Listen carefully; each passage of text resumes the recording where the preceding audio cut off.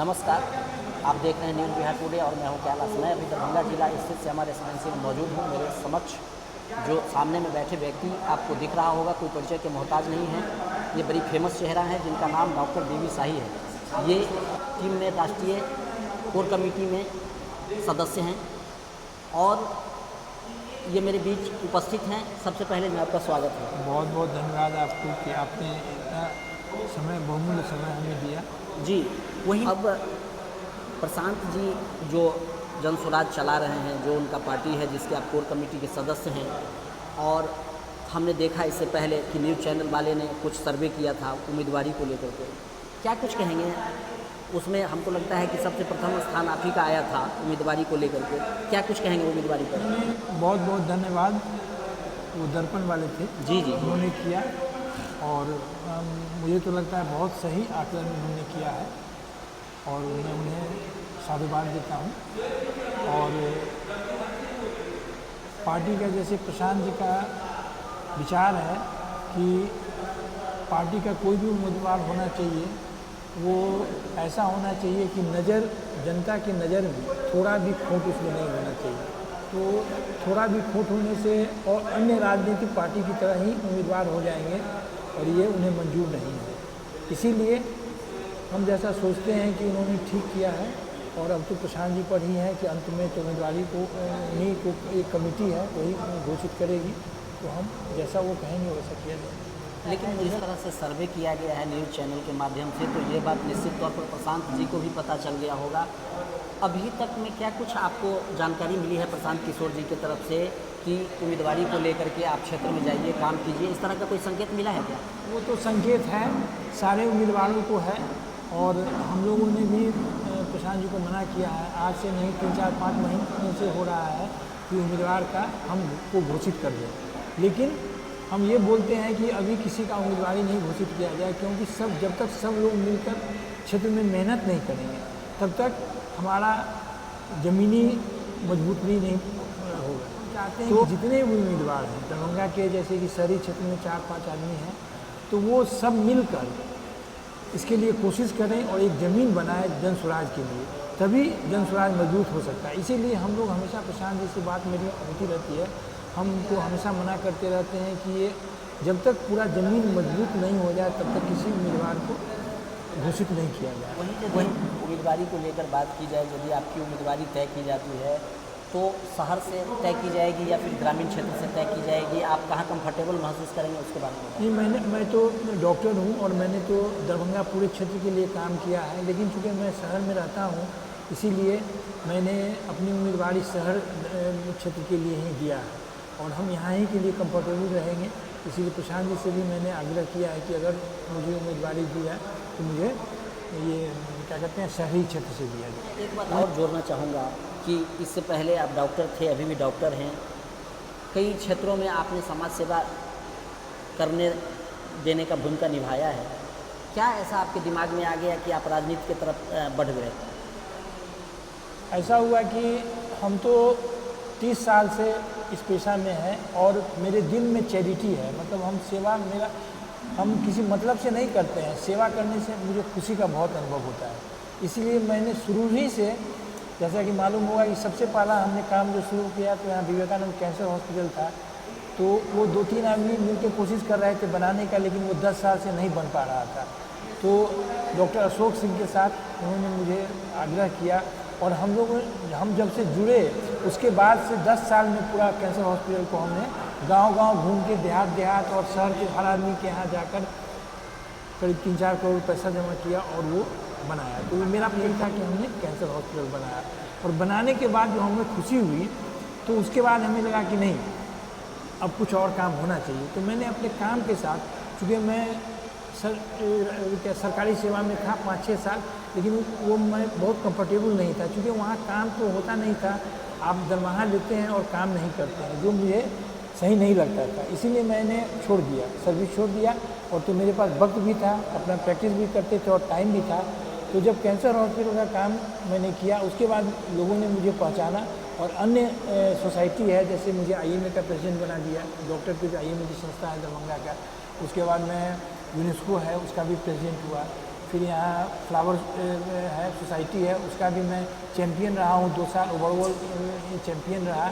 इसी तरह होते थे जितने भी क्लब हैं। अभी मैं यहाँ रेड क्रॉस है, उसका भी एक्टिंग चेयरमैन हूँ, यहाँ रोटरी है, उसका भी प्रेसिडेंट हूँ। इसीलिए होते होते लोगों में ऐसा परसेप्शन बन गया कि एक विश्वास बन गया, और लोगों ने मुझको विश्वास किया तो मुझे लगा कि बिहार की हालत सचमुच बहुत ख़राब है।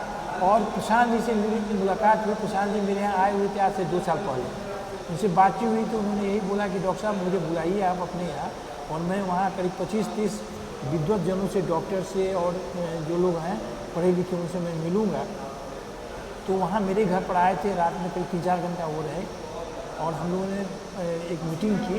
और उस मीटिंग में मैं इतना प्रभावित हुआ प्रशांत जी के बात से कि मैं सोचा कि नहीं, अब तो हम लोगों को सब चीज़ हासिल ज़िंदगी में हमने कर लिया है, अब चलो बिहार के लिए कुछ करते हैं। और यहाँ की जनता के लिए, दरभंगा की जनता के लिए, जिन्होंने इतना सब कुछ हमें दिया, अर्ज से फर्श पर पहुँचा दिया, इसीलिए मैंने सोचा कि एक बार देखें क्या होता है राजनीति में भी, कहीं बिहार बदल जाए, किस्मत बदल जाए, प्रशांत जी के साथ किसी। वहीं मैं एक बात और जोड़ना चाहूँगा कि लास्ट सवाल, जिला वासियों से क्या अपील करना चाहेंगे?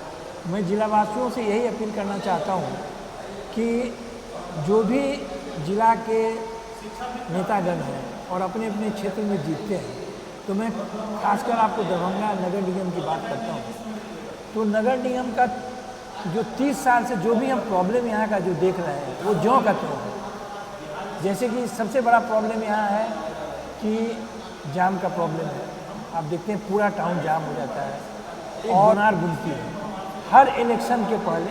इस बार भी आपको मालूम हुआ मुख्यमंत्री जी आए हुए थे और शिलान्यास हुआ और फिर 2 महीना के बाद उसको कैंसिल कर दिया गया। मतलब हुआ क्या कि आप मुंगेरी लाल के सपना सबको दिखाते हैं, हर इलेक्शन के पहले ये होता है और फिर कैंसिल हो गया, फिर जाम वहीं का वहीं रह गया। मतलब आप चाहते हैं कि दरभंगा के लोग उसी हालत में रहें। दूसरा है कि आप यहाँ पोल्यूशन लेवल देखिए, दरभंगा वर्ल्ड में पटना और दरभंगा फर्स्ट सेकंड करते रहता है, सबसे पॉल्यूटेड सिटी में आता है, अस्वस्थ है दरभंगा, पूरा अस्वस्थ है। यहाँ जो मतलब घर का हालत आप देखते हैं, हर 5 साल पर देखिएगा नया नया प्लानिंग आता है, ऐसे जोड़ा जाएगा, इसको नाला जो आता है पूरा शहर का उसको साफ़ किया जाएगा। अभी अगर उसके बगल से आप गुजरिए तो इतना दुर्गंध आता है, तो कैसे शहर साफ रह सकता है? पूरा दरभंगा अस्वस्थ है उस गंदगी के कारण और उस तालाब के कारण, पूरा दरभंगा का अस्वस्थ है। और स्वस्थ होने का है कि आप मेडिकल कॉलेज का हालत देखते हैं कि 30 साल पहले मेडिकल कॉलेज इस देश का अग्रिम कॉलेज में आता था और अभी नीचे से अग्रिम कॉलेज में आता है। 3-4 महीना तो ये पानी में, बरसात के पानी में डूबा रहता है, पेशेंट डूबे रहते हैं, डॉक्टर डूबे रहते हैं, अस्पताल में कुछ काम नहीं होता है।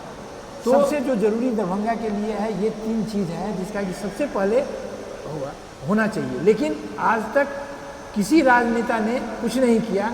जो भी होता है मोदी जी के नाम पर आते हैं या धर्म के नाम पर, लोग हिंदू मुस्लिम लड़ाते हैं और हिंदू के नाम से वोट लेते हैं, या मोदी जी, अरे मोदी जी देश के लिए करते हैं।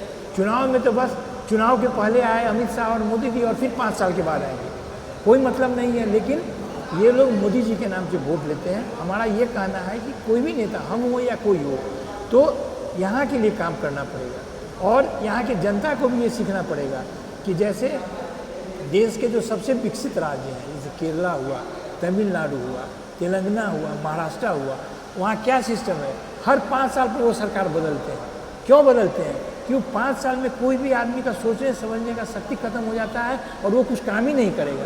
लेकिन यहाँ की जनता 15 साल से एक आदमी को रखी हुई है और कोई काम दरभंगा के लिए, तो कोई काम गिनाने वाला अगर कोई काम बता दे कि यहाँ के नेताओं ने किया है, तो कोई भी गिनाने लायक काम नहीं है। जो भी काम वो सेंटर में हुआ है। हवाई अड्डा बोलते हैं, अरे भाई बिहार में ये दूसरा हवाई अड्डा है।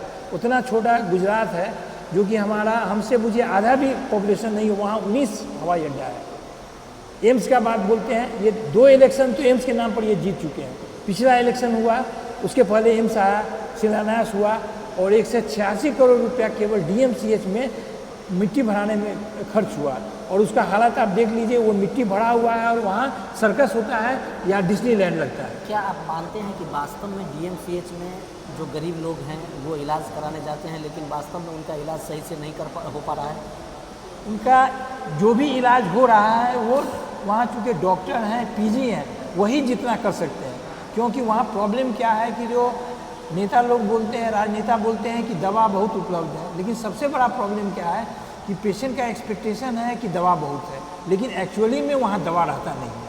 तो जो भी इलाज होता है, काम लायक इलाज होता है, जैसे भी होता है थोड़ा, वो केवल वहाँ के डॉक्टर हुए, जो हाउस सर्जन हुए या पीजी हुए या डॉक्टर्स हैं, वो करते हैं, और या नर्स हुई, या उसके अलावे इलाज जो है सो अगर इंफ्रास्ट्रक्चर सही हो जाए तो जो डॉक्टर भी हैं अच्छा से काम करेंगे, सब लोग अच्छा से काम करेंगे, और इलाज में बहुत बेहतर इलाज मिल सकता है। यदि आपकी उम्मीदवारी तय होती है और आप जीत करके आते हैं, जितने मुद्दे पर बात हुई है सब पर पूर्ण विराम लगाया जा सकता है? हम पूरा कोशिश करेंगे। ये 70 साल का बीमारी है, 30-40 साल का बीमारी है, कोई ऐसा मैजिक तो किसी के पास है नहीं कि एक दिन में हो जाएगा, लेकिन हम ज़रूर शुरुआत करेंगे और कोशिश करेंगे कि जो भी ये दिक्कत सब है दरभंगा के लिए, उसको जल्द से जल्द दूर किया जाए। न्यूज़ बिहार टुडे से बात करने के लिए आपका बहुत बहुत धन्यवाद। बहुत बहुत धन्यवाद, आपको भी बहुत बहुत। जी, तो आप सुन रहे थे अभी जो मशहूर डॉक्टर बीबी शाही हमारे बगल में बैठे हुए हैं। बड़ी बारीकी से हर बातों पर उन्होंने जवाब दिया है, और इन्होंने यह भी बताया है, माना भी है कि डीएमसीएच का जो स्थिति है वर्तमान सरकार में स्वास्थ्य को लेकर, वो बिल्कुल दयनीय स्थिति में है। लोग वहाँ सही से इलाज नहीं कर पा रहे हैं। यदि इनकी उम्मीदवारी होती है और ये जीत करके आते हैं तो सब सारे जो प्रॉब्लम सामने हैं उन सब पर पूर्ण विराम लगाया जाएगा। बहरहाल न्यूज़ बिहार टुडे के साथ आप बने रहें, अपने आसपास साफ सफाई जरूर रखें। धन्यवाद।